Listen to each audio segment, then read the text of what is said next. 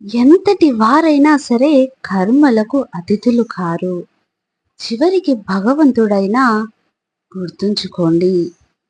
మెడ దొరికే వరకు తలను నిమురుతూనే ఉంటుంది ఈ సమాజం. జాగ్రత్తగా ఉండండి. బాల్యాన్ని దాటకముందు అర్థం కాదు ఈ జీవితం. పద్మవ్యూహంలోకి ప్రవేశిస్తుందని. అవునా? చెప్పుడు మాటలు ఎప్పుడూ కూడా 2 సార్లు వినాలి. మొదటిది ఏం చెప్పారు అని, రెండవది ఎవరు చెప్పారు అన్నది గుర్తుంచుకోండి. ఏం చెప్పారు అన్నది మాత్రమే కాదు, ఎవరు చెప్పారు అన్నది కూడా ఎంతో ముఖ్యం. అర్థమైందనుకుంటా. ఆపద వచ్చే వరకే బంధాలు అందమైనవి.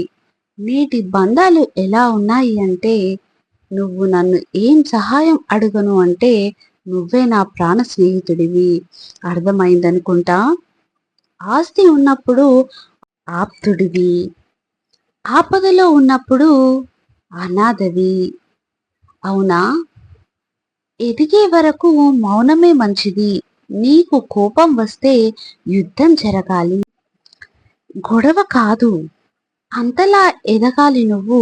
గుర్తుంచుకో. గుర్తుంచుకోండి, శ్రమలోంచి పుట్టుకొచ్చిన ఏదైనా సరే రుచిగానే ఉంటుంది. అర్థమైందనుకుంటా.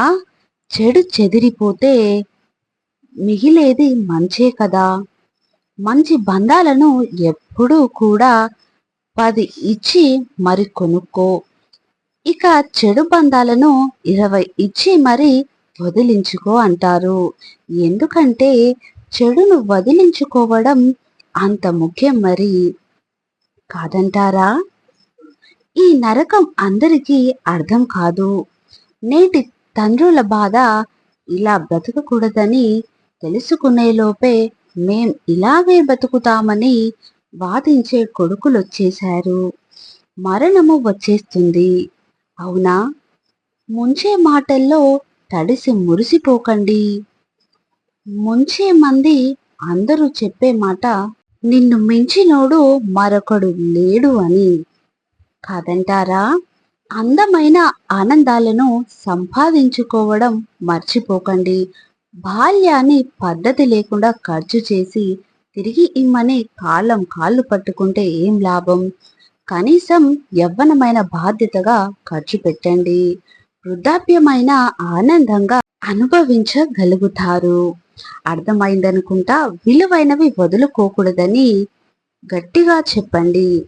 సులభంగా మిమ్మల్ని వదులుకున్న వాళ్ళకి చూపించండి. మిమ్మల్ని పొందడం ఎంత కష్టమో, పొందితే ఎంత ఆనందమో. కొన్ని ఇంట్లోనే గెలవాలి, బయట కాదు. ఇంట గెలిచి రచ్చ గెలుపు. బ్రతకడంలో ఇంట గెలిస్తే రచ్చ గెలవాల్సిన అవసరం ఉండదు. అర్థమైందనుకుంటా.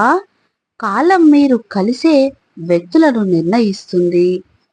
హృదయం మీరు కోరే వ్యక్తులను నిర్ణయిస్తుంది. కానీ నీ ప్రవర్తన నీతో ఉండే వారిని నిర్ణయిస్తుంది. ప్రపంచంలోనే అందమైన వారిని మీరు ఎంచుకోకండి. మీ ప్రపంచాన్ని అందంగా మార్చే వారిని ఎంచుకోండి. అర్థమైందనుకుంటా. ఎవరో వస్తారు, ఏదో చేస్తారని ఎదురు చూడకు. నీ కోసం ఎవరూ రారు, ఏది చెయ్యరు. నీ కోసం నువ్వు అనుకున్నది నువ్వే చెయ్యాలి. అది ప్రయత్నమైనా, పోరాటమైనా ధైర్యంగా ముందుకు వెళ్ళండి. విశ్వాసాన్ని ఎప్పుడు కూడా కోల్పోవద్దు. జీవితంలో సంతోషంగా ఉండాలి అంటే మతిమరుపు అనేది ఎంతో అవసరం. కాదంటారా? ఓర్పు అనేది నీకు వేపల చేదుగా ఉన్నా దాని యొక్క ఫలితం మాత్రం చెరుకులా తీయగా ఉంటుంది. గుర్తుంచుకోండి. మనస్సును స్థిరంగా ఉంచుకోండి. మనసు అనేది ఒక సరస్సు లాంటిది. అందులో పడే ప్రతి రాయి కూడా అలలను రేపుతుంది. ఇక ఈ అలలు మన ప్రతిబింబం ఏమిటో మనకు కనబడనివ్వవు. అర్థమైందనుకుంటా. పురుషుల్లో ఈ 5 లక్షణాలు ఉంటే స్త్రీలు వారిని ఎప్పటికీ వదులుకోరు. మొదటిది భాగ్యస్వామి యొక్క వ్యక్తిగత విషయాలను రహస్యంగా ఉంచే మగవారిని స్త్రీలు అమితంగా ఇష్టపడతారు. రెండవది, స్త్రీలకు స్వేచ్ఛనిచ్చే పురుషులను వారు ఎంతో గౌరవిస్తారు. మూడవది, అహంకార దృష్టి లేని పురుషులను వారు ఎక్కువగా ప్రేమిస్తారు. నాలుగవది, స్త్రీలను గౌరవించే పురుషులతో కలిసి జీవించేందుకు స్త్రీలు ఎంతో ఆసక్తి చూపుతారు. ఇక ఐదవది, నిజాయితీ గల పురుషులను వారు ఎప్పటికీ వదులుకోరు. గుర్తుంచుకోండి, మాట చిన్నదైనా మనసును గాయపరుస్తుంది. అబద్ధం చిన్నదైనా అనుబంధాలను తెంచివేస్తుంది. అపార్థం చిన్నదైనా మంచి స్నేహాన్ని విడగొడుతుంది. రంధ్రం చిన్నదైనా ఎంతో పెద్ద ఓడను ముంచి వేస్తుంది. అర్థమైందనుకుంటా. దానం ఇచ్చేవారి కన్నా ధైర్యం ఇచ్చేవారే గొప్పవారు. దానం వల్ల ఆ క్షణం మాత్రమే బ్రతుకుతావు, కానీ ధైర్యం వల్ల నీకు నువ్వు జీవితంలో లేచి నిలబడతావు. కాబట్టి ధైర్యంగా ఉండండి. ప్రతి అనుభవం వెనుక ఒక ఓడిపోయిన జీవితం ఉంటుంది. ప్రతి బాధ వెనుక ఒక గాయపడిన మనసు ఖచ్చితంగా ఉంటుంది. కాదంటారా? చేతిలోని ధనం అలాగే నోటి మాట రెండూ కూడా విలువైనవే. వాటిని పొదుపుగా వాడితేనే మనిషికి విలువ. గుర్తుంచుకోండి, నీకు 100 బంధాలు ఉండవచ్చు, కానీ నీకు కష్టం వచ్చినప్పుడే తెలుస్తుంది ఆ 100లో ఎన్ని బంధాలు నిజం అన్నది. ఎంత అర్థం చేసుకున్నా, ఎన్ని సంవత్సరాలు పరిచయం ఉన్నా, ఏవో కొన్ని సందేహాలు, గందరగోళాలు మనసులో మిగిలే ఉంటాయి. అవునా? క్షమాపణ చెప్పడం చాలా ముఖ్యం, కానీ అదే తప్పు మళ్ళీ మళ్ళీ చేయకపోవడం ఇంకా ముఖ్యం. కాదంటారా? తప్పు చేసినప్పుడు క్షమాపణ చెప్తే మీ కిరీటమేమి కింద పడిపోవు. ఒక్కసారి క్షమాపణ అడిగి బంధాలను నిలబెట్టుకోండి. ఏ బంధాల్లోనైనా చిన్న చిన్న తగాదలు, గొడవలు సహజమే. స్నేహితులు, బంధువులు, భార్య భర్తలు, తల్లి కొడుకులు, ఎవరి మధ్య అయినా గొడవలు వస్తూనే ఉంటాయి. అలాంటి వారిని క్షమాపణ అడిగి తిరిగి అనుబంధాలను కలుపుకోవాలే తప్ప విడగొట్టుకోకూడదు. చాలా మందికి కాస్త గర్వం ఉంటుంది. తప్పు తనదైనా కూడా తలొంచేందుకు ఇష్టపడరు.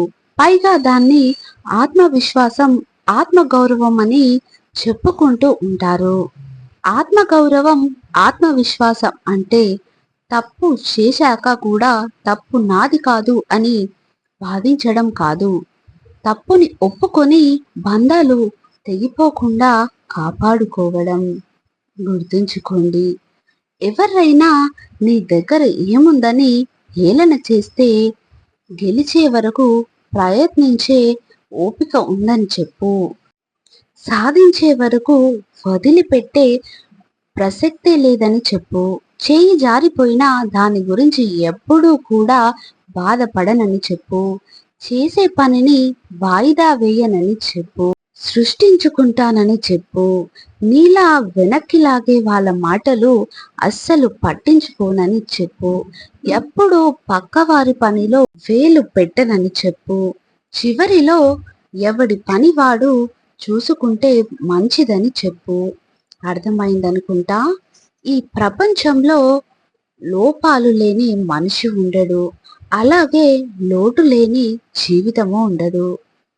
వీలైతే మార్చుకోవాలి, లేదంటే అలవాటు చేసుకోవాలి.